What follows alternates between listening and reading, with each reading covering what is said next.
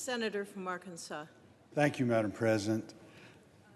The North Atlantic Treaty Organization turned 70 last month. Congressional leaders invited NATO Secretary General Jens Stoltenberg to deliver an address before a joint meeting of Congress to mark the historic occasion. The Secretary General began his speech with a vivid description of two monuments outside the organization's headquarters in Belgium. One, a piece of the Berlin Wall, the other, a twisted steel beam from the North Tower of the World Trade Center. Both serve a special purpose as powerful reminders for NATO members of where we have been and are going and our commitment to one another. The United States and our transatlantic allies have seen the world change considerably during the 7 decades of NATO's existence. The threat posed by the Soviet Union, one of the main reasons the alliance was formed, no longer exists. But the challenge of an increasing hostile Russia has now taken its place. Since Russia illegally annexed Crimea in 2014, Vladimir Putin has stepped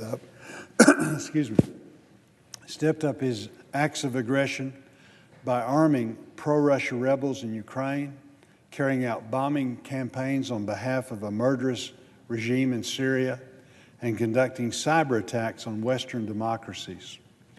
Russia continues to seize land and expand its presence in Georgia, illegally occupying roughly 20% of Georgia's internationally recognized territory.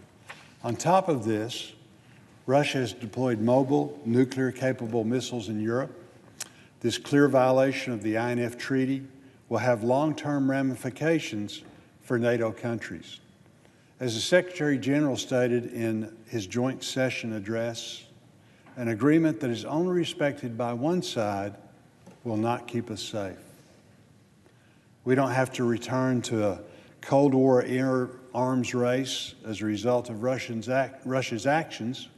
However, we must, as Secretary General Stoltenberg noted, prepare for a world, and I quote, prepare for a world without the INF Treaty and take the necessary steps to provide credible and effective deterrence, end quote. While the threat posed by a resurgent Russia reinforces the need for a strong NATO, it is far from the only concern facing the alliance. China's expanding global influence and the aspirations of small rogue nations like North Korea and Iran will continue to challenge the West moving forward. Additionally, while we have made great strides to eliminate ISIS on the battlefield, the threat posed by radical Islamic terrorists remains ever present and knows no boundaries.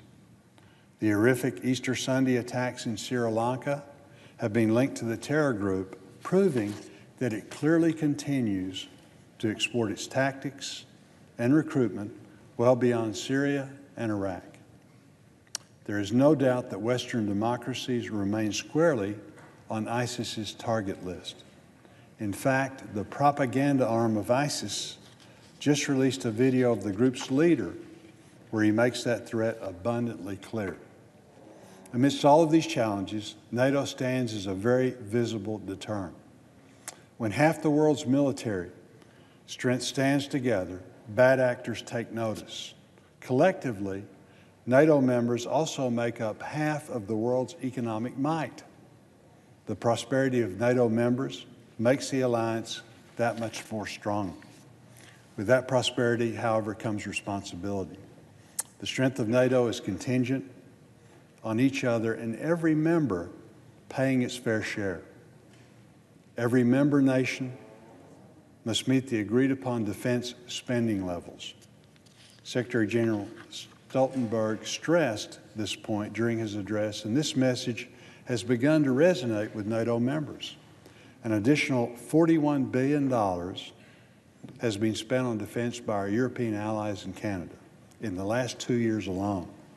That number is expected to reach $100 billion by the end of the year.